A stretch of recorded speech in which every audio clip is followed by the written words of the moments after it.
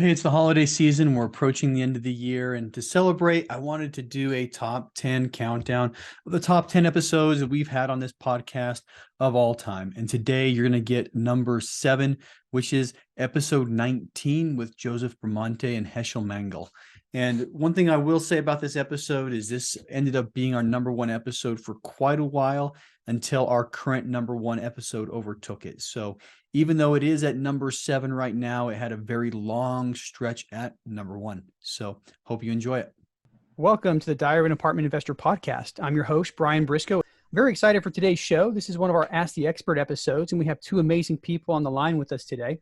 A guy with a ton of experience in this and other businesses, Joseph Bramante, and a very motivated, energetic, aspiring investor, Heshel Mangel. So first, Joseph is a co-founder and CEO of a Houston-based Triarch Real Estate Partners, a wholly integrated multifamily investment company. He purchased his first multifamily property in 2011, sight unseen, while working as a business team lead for ExxonMobil in Papua New Guinea. Today, working with business partners Carrie Brenneman and Deborah Newsome, he has grown a portfolio of over 1,100 units, increasing NOI by over 80% on average within the first 48 minutes 48 months. 48 minutes would be a stretch. You know, I'd love to see anybody do that, but 80% within the first 48 months post-acquisition. So that said, Joseph, welcome to the show. Hey, Brian, thanks for having me. Yeah, man. And 48 minutes would definitely be a stretch, though. I imagine if you bought it right, you could do it. Yeah. You know, that's my goal right now is 80% NOI increase in 48 minutes, if anybody can do that. So, but yeah, that's very impressive background. You know, I think, we've talked a little bit before, but, very impressed by what I saw. I've heard you on a couple of podcasts before and excited to talk a little more with you today. Absolutely. So why don't you start by telling us your background and history up until the point where you decided to actively pursue apartment investing? So I'm a civil engineer by trade. I originally wanted to be an architect, and then after the first semester, realized that wasn't for me. Went into civil engineering because if I couldn't design the building, I at least wanted to hold it up, and did the traditional engineer career path. I was headed towards a consulting firm route, and I'd worked, put myself through college, worked during the summers, so I had my fair share of physical labor and knew that, I wanted to stay in school and get my engineering degree. So got the degree, and then I was very fortunate that right before graduating, Exxon came to town. It was Exxon and Chevron at our career day, and I interviewed with both of them, and both gave me offers and decided to go with Exxon.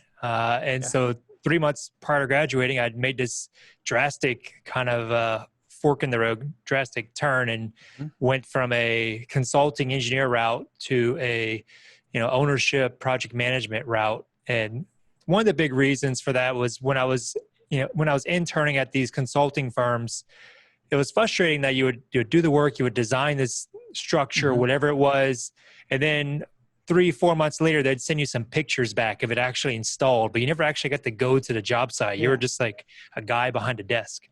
And so I was excited about that opportunity with Exxon, opportunity to travel. And so fast forward, I'm with the company for 5 years. I'm traveling overseas with them. I was living in Australia for a year and in Papua New Guinea for 2 years. And I started with them at the end of 2007, 2008. So the crash was just happening. And I moved overseas in 2008, 9 timeframe. So I was really kind of just missed all of the news that, we went through this global or this, housing crisis. Right. And, in Australia, they don't really report the housing crisis so much in America. So anyway, I say all that because I was rather oblivious to it, except that all of my managers, every time they would rotate back and forth from the job site, they would take their 4 months or their 4 weeks off and 4 weeks back on. They always seem to own a new rental property. And I never could figure that out. And so then I started doing some research, and they were, telling me that the rental properties are the way to go. So I came up with a spreadsheet. I was going to buy 80 foreclosed houses, needed a small loan of about $3 million. Okay. This is my first time investor, by the way. Yeah. And so I'm calling all these banks while living in Papua New Guinea. and they're all telling me no, basically. Some of them nicely, some of them not so nicely. And Right. Finally, one of them says, "Go buy an 80-unit apartment complex." I couldn't afford an 80-unit apartment complex, but just the idea of buying one, was an idea, a seed that never been planted before. And so then I read some books, and that's kind of how I got my start. Next thing you know, 6 months later, I'm buying a small 26-unit apartment complex, sight unseen, while still living in Papua New Guinea, after only just reading, a handful of books. Wow, that's absolutely amazing. So, what attracted you to apartment complexes, and what's your why for doing that? So what attracts me is just the creativity, the problem solving about it.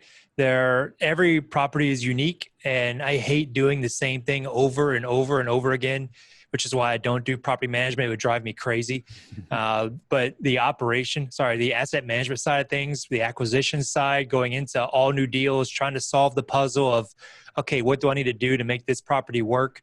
That's very exciting. And sure, you're using a lot of the same tips and tricks and techniques, but it's always in a different combination of one another. So that's why I like the industry, and my why is the freedom. So my background, but a little bit more about that first 26-unit property is, I almost went bankrupt on that first deal. And throughout the whole thing, right at the very beginning of purchasing that first property, I ended up getting fired from Exxon. I lost my job. And so immediately, I go from this place of, very secure, never lost a job or anything before. And then all of a sudden I don't have that security. And it's a weird feeling. It's not a good feeling. I'll tell you that. I can imagine. So, but what multifamily did was it gave me that freedom back, to not only of financial freedom, but just of my time. If I wanted to take a vacation for 3 months, like I did a couple of years ago, and just took off to Italy, I can do that. And so that's what I like about, or that's my why for multifamily is the freedom, not just for myself, but also for the others, for my other investors, the freedom that I give them. One of my investors, he's another W-2 high earner as well, but he makes just as much money on passive investing with us. Yeah. So he's just got this extra comfort that, he works because he wants to work, but not because he needs to work. And when you get to that place, it's, a lot of interesting things can happen for you. Yeah. And I've mentioned this before, but one of my favorite quotes is a Zig Ziglar quote that says, "You can get whatever you want in life if you help enough other people get what they want." I think that's actually crucial in this business. And you're talking about your investors and helping them get what they want, helping them achieve the financial freedom. And in my mind, I think that's what this is really about. It's about helping other people, get to where they want and achieve their financial freedom goals. And along the way, so do we. So, well, nice. Well, why don't you give us a brief rundown of, any one of the deals that you've done before, or larger projects, just to give us an idea of what you and your company does. Yeah, so we do heavy value add renovations. Right now we're doing a 37,000 per door renovation across 220 units, which many people wouldn't have touched, and I had to be honest, there weren't that many bidders on the buyers list for that deal when it hit the market, because it was priced to a point where the only way that makes sense is somebody's going to either scrape it and redevelop it, or somebody's going to do a big heavy value add. And so that's what we're known for in the market. My first deal was a 30,000 per door renovation. So right out of the gate, through necessity, I learned these skills of doing these big value adds and applying the techniques and project management tools I learned at Exxon to do a really good job. And so what we do and what we specialize in are the heavy value adds, where we go in and, like for this particular property, we are moving walls around, creating new floor plans, or modifying existing floor plans, which is, expensive. Yeah. And we're, for this particular property, we're doing everything except the electrical. So the electrical is staying in place. Every other system is getting modified by us or impacted, either moving walls or retexturing walls, adding all new plumbing, washers and dryers, updating AC systems, completely gutting the kitchens. And those are very risky deals. But if you structure them correctly, you can really mitigate a lot of the risk. And if you underwrite them correctly as well. And you got to leave yourself plenty of cushion, because things happen that you just can't plan for. One of the things that happened to us on this deal was we closed in the morning, and that evening we got hit with a flash flood in Houston. We lost 20 units. Wow. So immediately we're 20 units down, 10% of our units are down, and we have to vacate them because they took on water. We had to take the sheetrock up, dry them out. And so that was a big ordeal. And that was not part of the plan. Nowhere in the pro forma that I say, oh yeah, we're going to have a flash flood, we're going to lose 20% or 20 units, and we're going to get to work. That wasn't part of the plan at all. And so you're just constantly having to think on your feet and make adjustments as you go, and accelerate where you need to accelerate. So we actually weren't planning on starting until January 1, because typically the way we like to do these big rehabs is we'll take them down, and then we'll spend the next 2 to 3 months just finalizing our plans, make sure everything is what we thought it was before we pull the trigger and get started. Instead, we got started on the second day, and you got 20 vacant units immediately, and you have to do something with them. So, well, I mean, from one perspective, you got 20 vacant units, and all of a sudden, you got a good place to start immediately. But yeah, I see what you're saying. That's not probably not what you. Well, it wasn't ideal, and that one of the issues with big renovations is how you section off the different sections, different areas of the property that you're renovating. With a big value add renovation, you're typically going to be increasing the rent substantially, $400, $500. In our case, it's a $500 rent increase. Those are two different profiles. And so one of the issues you have is that you're not going to be able to mix those profiles easily. So you've got to section off the area of the property so that it's, they're somewhat secluded from one another. In our case, it was 3 properties that combined for 220 units. They're all on the same street. So it was a small portfolio in a way. And our plan was to start on the smallest property. Instead, the one that took water was the largest property. And so that was an unfortunate thing. But, we pushed through it. We had flood insurance, so we're okay on that. That just got approved. So that's going to be very helpful. But still, now we're dealing with the impacts of just the increased vacancy beyond what we originally thought, and recovering from that. And then we got hit with COVID, which nobody could have planned for. But that slowed down leasing as well. So there's all these things that you have to accommodate for and deal with. And, you build in contingencies, and then there's other tricks you can do, like de-scoping. That's kind of a last ditch contingency that anybody can do, is you just don't do all the units. You do whatever units you have money for, but you do them to the best you can. And then that way you're selling with some fat on the bone. Yep. Right. So that's an example of a property where you have undergoing right now. So now I assume, is this Houston area that you bought this one in? Yeah, these are most of our properties are in Houston. We got 3 out in Corpus, and we're looking out in other areas. But for the most part, we buy within, say 3 to 4 hours of Houston. Okay. Now, what's the average price per door, or in particular in this 220 unit, what's the price per door? Because 37,000, that's a big number. And so we bought that at $75,000 a door, but it was in a great location in Houston. It was the only blight in the whole market. It was the only property that wasn't up to par. Everything else was fully renovated. So this was the last one to go. Yep. And that's why we were able to do what we did. So a lot of it is location. And the other thing is we had a fully renovated property at the same level that we were renovating to right next door. So it really didn't take that much creativity to figure out that, if I just copy what that guy did, I'll get the same result. Yeah. I mean, $500 rent increase, that's a significant value add right there. And the reason I ask, I mean, we purchased stuff in the Carolinas, and our last 2 purchases, we purchased at less than $37,000 a door, so, for us to come in and do a $37,000 a door swing on that, juice probably wouldn't be worth the squeeze. But, looks like you're all in about 110, 112, which for Houston, I imagine, still a pretty good deal.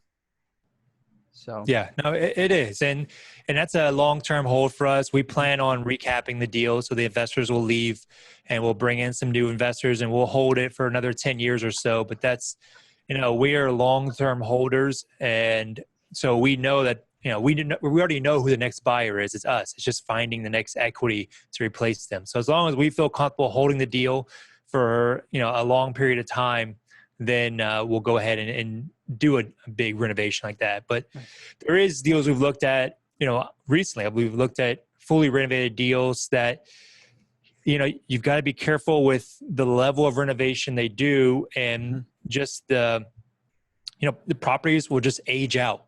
You get too old of a property and you end up, you're paying a premium for it and you run the risk of being the last person to own that property and not being able to offload it. Right. So just the ability to exit from a deal is something that should be, front and center whenever you're making a decision to buy. Nice. So next question for you. What's next for you and for Triarch Real Estate Partners? A new development. It's something we've been working on since 2016. We're breaking ground on it's about 400 to 500 unit property, and by end of this year, we just had a meeting with the architects yesterday and redid the site map. Which I tell you what, those site maps, we take it for granted on the acquisition side. You're given a site map that the buildings are where the buildings are, but the amount of thought that goes into putting those buildings exactly where they are is just mind blowing. We've had so many meetings on site maps and getting the efficiency of the site just right, that I've just learned a ton. Yeah. So new development is a lot of fun. It's very long-winded, so I don't think it's going to be something that I do. It's going to be one of the things that we do. Acquisitions is always going to be our bread and butter because you can just do them a lot faster. You can grow a lot faster. But a new development is longer winded. If you're breaking ground on one deal every 2 years, then you're doing really good. Yeah. At least by my book, because it'll take you 3 years from start to finish to get a property from ideation to lease up. Yeah. Yeah, well, that's incredible. I mean, I know new developments. I've got a friend here. Actually, had him on the podcast a couple of weeks ago, but he's been doing a lot of new developments in the DC area, bringing capital to those deals, and I think the numbers make sense. I think the returns that the investors are getting, make sense to in a lot of areas, it makes a lot of sense to go that route. Yeah. Well, we got into it back in 2016 because we saw the spread between Class A and fully renovated, workforce housing as decreasing. And we kept seeing that the gap in those two eventually was going to get to a point where it made more sense to develop than it did to buy and renovate. Yeah. And that's what we see now. It's a very close call in some deals. Do I renovate this or do I scrape it and redevelop it? Yeah. And being able to have that skill set to do both gives you a lot of flexibility when looking at sites. Yeah, and you're able to pivot when the market changes. You've got, Absolutely. You've got your acquisitions thing running, like a well-oiled machine. You've got experience with development, and if there is a shift in the market in the Houston area, you're able to pivot and go one direction, focus one direction more than the other. I like it. And we've got, we've got 2 deals right now that are in the pre-planning stages right now for redevelopment where we're going to scrape it and put a mid-rise on them. And their deals, they were acquisitions that we purchased in 2014 and my first one in 2011. And so now it's just nice that we're getting those skills so that we can go ahead and be the developer as well and continue a part of that life cycle of the property. Love it. I love it. All right. Well, let's introduce our next guest. We have Heshel Mangel here. Just a little bit about him. He came into the multifamily industry with zero knowledge or background. He just heard about it from a friend whose family was in the industry. At the same time, he was really struggling with a 9-to-5 job, working as an employee at a desk, and he knew something had to change, both for himself and his family.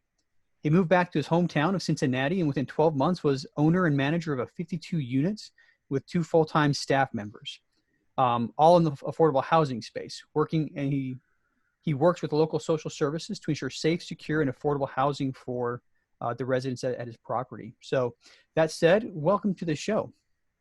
Thank you. Thanks for having me on. Yeah, it's absolute pleasure. And, I love that, you've got 52 units under your belt. And, when you reached out to me, I was really impressed. You're like, hey, everybody has something to learn. I've got a couple of deals under my belt, but I still want to come on and ask some people some questions. So absolutely love that about you. Always learning. You impressed me, and I put you at the head of the pack, to be honest with you. So Thank here you. we go. Yeah.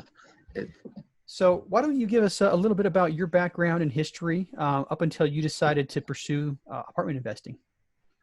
Yeah, so I grew up here in Cincinnati, and left home fairly young. As grew up in a Jewish religious family, and there wasn't really much education for me once I got into my teenage years here. So my parents would send us all out of town to Jewish schools.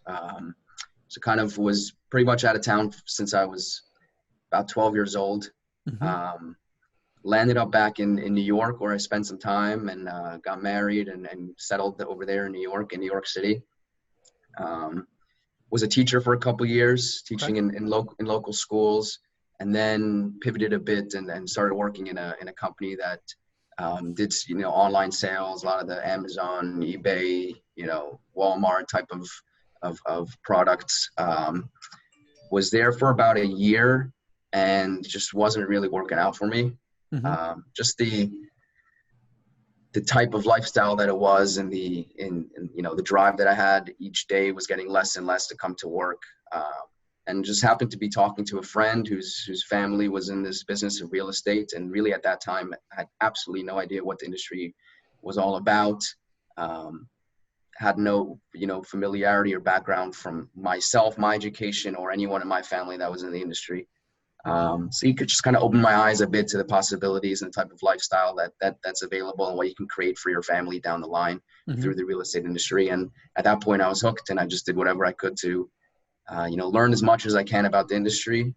Starting from, on my commute to work, anytime that there was I found a sign, a for sale sign or a we buy houses sign, just start jotting down those phone numbers, and during lunch breaks calling those numbers, and, without even really knowing what I'm supposed to say or what I'm looking for, but just getting that idea of Just learning talking to people learning.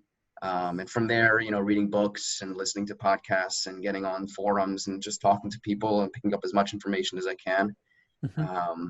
And my first step was getting, a couple single family houses back in Cincinnati with some partners that we worked on, just renovating and flipping. And eventually, the more I learned each kind of growth spurt, I guess I had in the learning, and that led me to, multifamily investing, and specifically now in affordable housing. And that's kind of where then I started to try to pick up steam a bit. Nice. So you learned from a friend, about multifamily or about real estate in general. What was it that appealed to you specifically about it? There was two parts of it, really. It was the lifestyle, Mm-hmm. as well as, what it can do for my family down the line. Right. And both of them really appealed to me and what I was looking for at the time. Recently married, had a young family, and just being able to, kind of pick my battles and know where I'm at during the day, and kind of be in control of my destiny to a certain extent, more than, at the time that I was doing the job and I was sitting there 9 to 5. It just wasn't working out for me in terms of, I felt like I was basically owned by somebody else, and I belonged to somebody else, and I needed to be somebody that can, I don't like having to ask permission to do things or being told no for things. And I just wasn't working out for me at that point. I needed to be able to know that I can prioritize my schedule and prioritize my tasks, and being able to grow into something that I can build on my own. Yeah. As well as what I can build for my family down the line, and being able to leave them, not struggling and not wanting for anything, but knowing that I can leave them something. And, my first idea really, and what he was telling me is like, hey, you can go buy a house now, you just had a baby. Yeah. You can go buy a house now, put it on a 18-year mortgage or something, a 20-year mortgage. And by the time your kid is ready to go to college, you own that house free and clear. Yeah. Absolutely. It pays for college. It could pay for for a wedding. You could pay for a down payment on your kid's house, and that kind of really, blew me away in that point. And really, like, it's obviously it's a business, and every day we have something different, but the basic, foundation and mentality of what it can do really opened up my eyes. Well, I love that, as soon as you heard about it, light went on, you started immediately educating yourself, and where a lot of people pause, you took action. You bought your couple of single families, and then got into some larger deals. So, good for you. And I'm excited to see what the future brings for you. Well, Heshel, we have Joseph on the line here. What would you like to ask him? Awesome. Yeah, Joseph, I actually listened to a couple of podcasts of yours as well. And I'm reading some quite extensive notes that I've written on some of the on the podcasts that you've been at. So I appreciate all the value that you bring. So, you spoke about in the beginning here about being able to kind of get past your, the property management and the day-to-day kind of operations of dealing with, maintenance and residents, et cetera, and being able to, scale enough that you can now focus on, asset management and putting the puzzle pieces together and developing the business. So what I'm really curious to know is kind of what was the key to your, ability to scale to that extent, to your scalability. Were you able to, pass on those tasks and that part of the business to somewhere else where you can now just focus on developing the business? Yeah, great question, Heshel. And, it was great hearing about your story, and I can tell right away you've got a lot of drive and you're very curious, and being curious in this industry will get you far. And so I think that's, I commend you on that, and, I'm looking forward to seeing how you grow. But to answer your question, the easiest way to learn how to pass on those tasks, those activities, is to never take them on in the first place. So I've never done property management. I've contracted out property management, and I just managed the manager from the very beginning. As one of the skills that we learned at Exxon was manage the manager. Don't worry about, I don't need to know how to do their particular skill. I just need to manage them, hold them accountable, and make sure that they're doing the things that they say they're going to do, and they're hitting the targets that we agreed they would hit. So if you just have a good property manager, you shouldn't be doing property management at all. But I understand that you're in a different situation. You've got 50 units, and with 50 units, it's challenging to outsource property management because it is expensive. And that's one of the challenges that you run into on smaller properties, which is why I always recommend passives and others to go to at least 100 units or more, because it allows the property can more easily afford professional management, outsourced management, so that you're not in that day to day. Because as you're seeing right now, it's a very time consuming thing to deal with residents and do property management. And that's, for people starting out, they need to make the decision right away. Do you want to be a property manager? And do you want to be focused on the property management side of syndication, or do you want to be focused on the asset manager side of syndication? And I've seen people do it successful both ways. But what I've noticed is that the guys who focus on the property management side, they tend to get really bogged down on the property management and can't grow as fast because it is so labor intensive. And there's just a lot, there's a lot to learn in property management. There's a lot of rules and fair housing and whatnot you got to deal with. So I just avoided it altogether and decided, asset management was for me, and I outsourced it. Was that something that you were able to outsource, from the get-go, starting from, that first property that you got, or was it once you got larger, that's where you were able to pass it on? No, I outsourced it from the very beginning. Even on 26 units, I was able to outsource it. We used initially a single family property manager, and he went in and he was managing our property very badly, I'll say it, but still he was managing it for us. And then we brought in professional management. Now, of course, our money went down. We didn't collect as much money because we had a management fee we were having to pay. But at the time, for us on the cash flow side, it wasn't a big deal because both me and my partner both had our W-2 incomes coming in. I was without work for about 6 to 9 months, but then got another job. So that said, the first deal isn't necessarily the deal that's going to, become your retirement nest egg or anything like that. Like, this is this is the deal you're going to learn on, you're going to cut your teeth on, This is the deal you make the mistakes on, because when you make the mistakes on the small deals, they're recoverable. You make a mistake on a big deal, it's not as recoverable. Okay. So I would say just the good thing about your situation now, though, is that you're learning property management. So when you do eventually outsource it, or if you do outsource it, you know what it takes to manage a property. So I don't even know fully what it takes. I've never signed a lease, not a single lease for a single resident in 10 years. So you know what that's about and the challenges and everything that come with it. So I commend you for that. You're definitely getting some valuable lessons on the property management side. Yeah. And I'll just echo, we have 3 properties that have less than 50 units. And what he says is absolutely true. It's really hard to find a good, solid property manager with that unit count. Most of the professional and very, very large property management companies that are going to bring economies at scale to the job, they like to focus on the 100 and plus. So finding one of those companies that's willing to take on a 20 or a 40 or a 50 unit deal is difficult, and you're going to pay a lot more for it, as a percentage of your total income. So agree with him 100% on everything. Yeah, that was awesome. So without having actually done then, management, and also from your past podcasts, I've heard you talk about, managing the managers and making sure they're keeping up with KPIs. How are you able to, create that system where you're able to effectively manage them without kind of intruding on them and, micromanaging them, but being able to stay, aloof and above, but at the same time being able to hold them accountable? Well, I would say it takes a lot of time and a lot of trust. I was a bit unique in that the first couple of deals we did were very big, heavy value add deals, and they shined beautifully. Now, the first deal, I was trying to micromanage them. I was all in their business. I was constantly, getting into operations, versus now, I might look. So we've put processes in place. We've got a leaderboard for all of our properties. So I can look, and I have basically a scoreboard. I can see all the properties ranked on a Monday from top to bottom.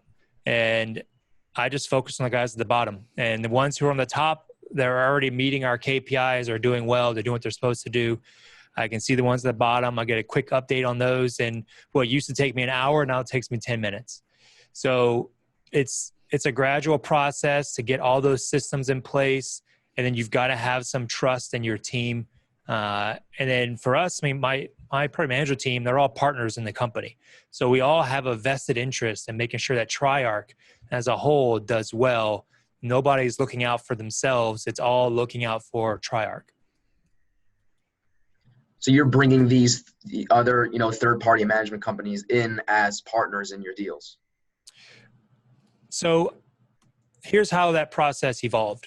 At first, the first deal, it was strictly fee-based. They were contractors. Mm-hmm. The second 2 deals, as a way to negotiate a lower management fee, I offered them, a couple percentage of the GP side of the deal in order to, entice them on the back end. And then after, I think the 4th deal, we had a falling out. There was another partner that was not a good mix. And you'll encounter this. You're going to have JVs along the way, and not all the JVs work out, and maybe some of them partially work. And so it's just, you might just have 1 or 2 guys or gals in the group that aren't a mesh. So we had that situation happen. And so on the 4th deal, we all just individually did a deal together, contracted to each other. And then by the 5th deal, me and the 2 partners that were a good mesh, we came together and formed Triarch. The other partner is no longer with us. So that's kind of how that evolved. And I would encourage you to, there has to be a vesting process. You're not going to go right away and be like, hey, let's form a company. I'll give you 30%, whatever.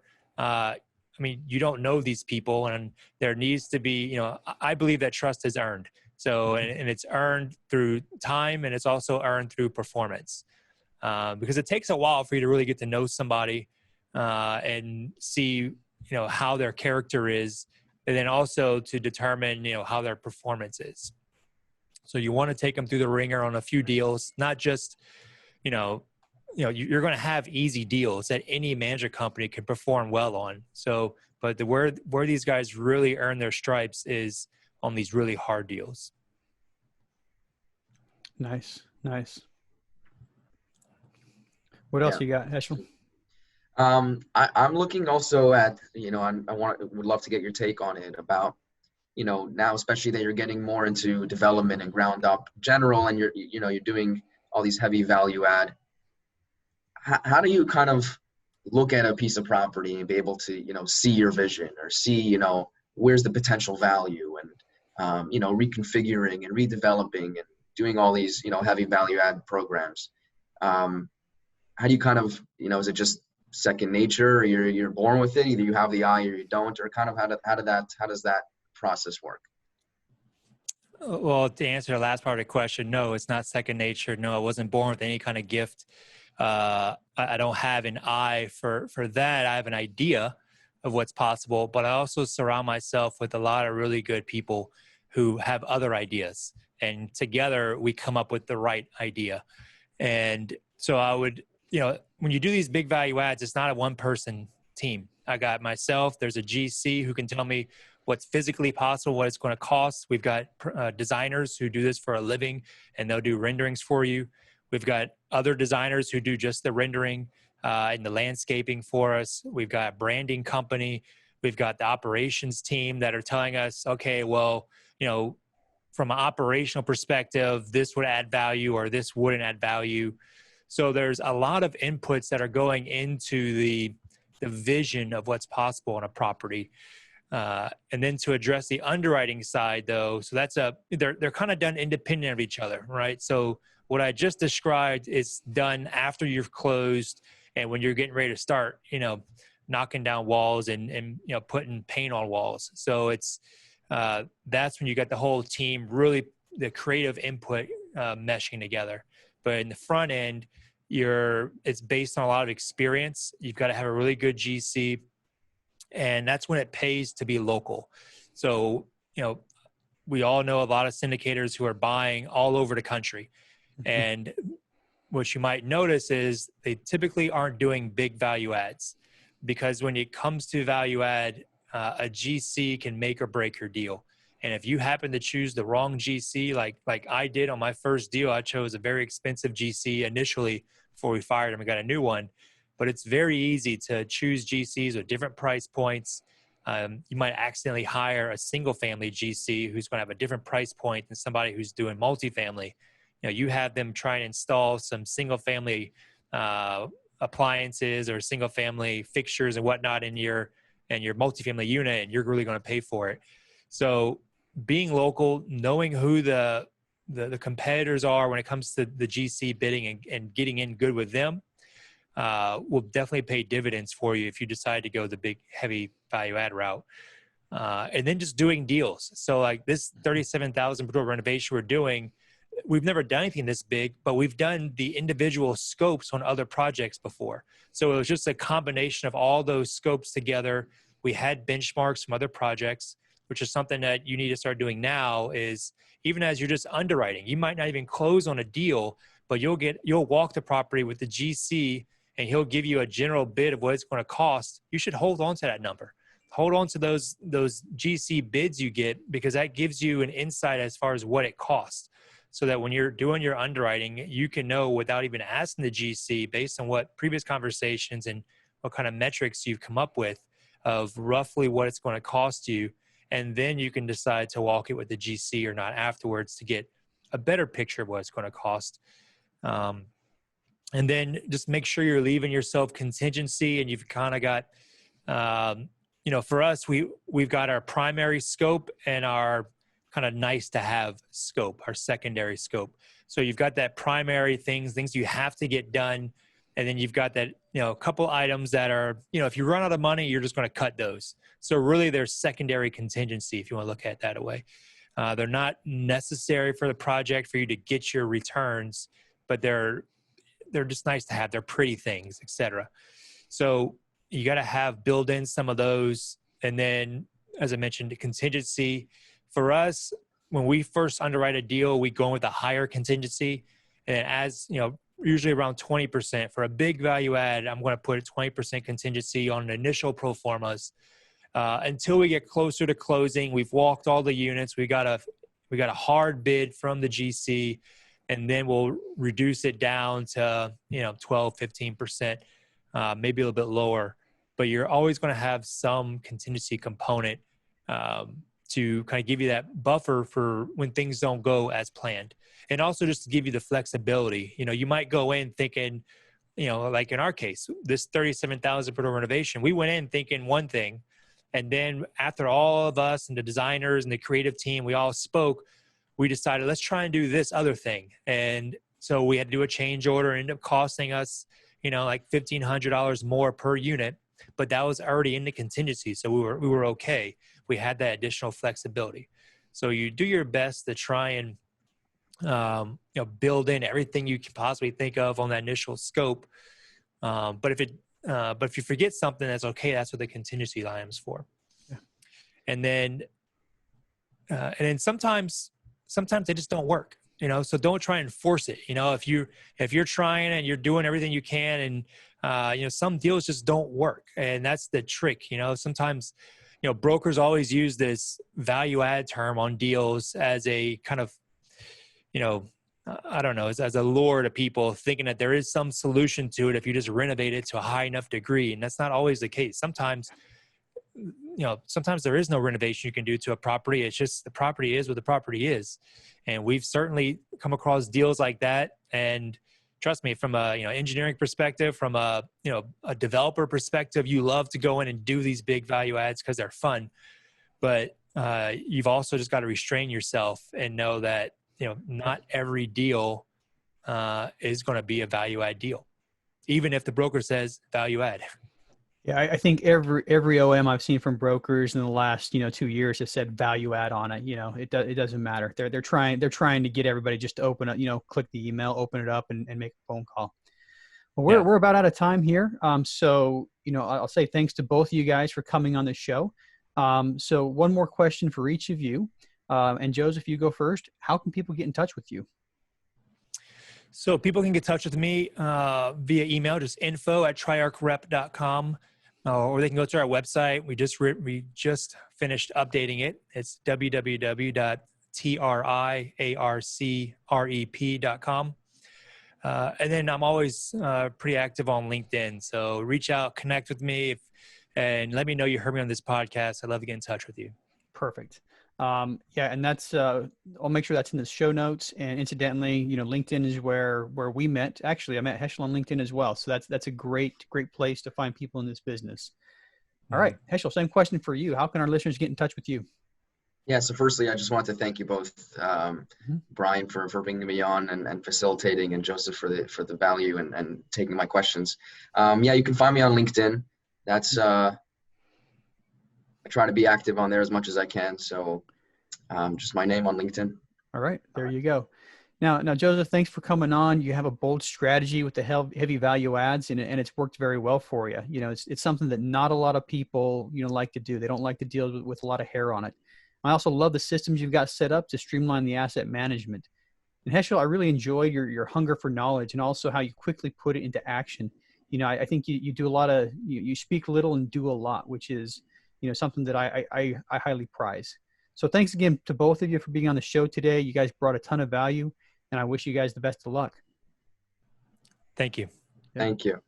Hey, if you like that episode, make sure you hit that subscribe button. But more importantly, if you haven't joined our multifamily educational community, the Tribe of Titans, yet, you are missing out. So get yourself 30 days free by clicking the link below in the description, or go to thetribeoftitans.info, and we'll see you there.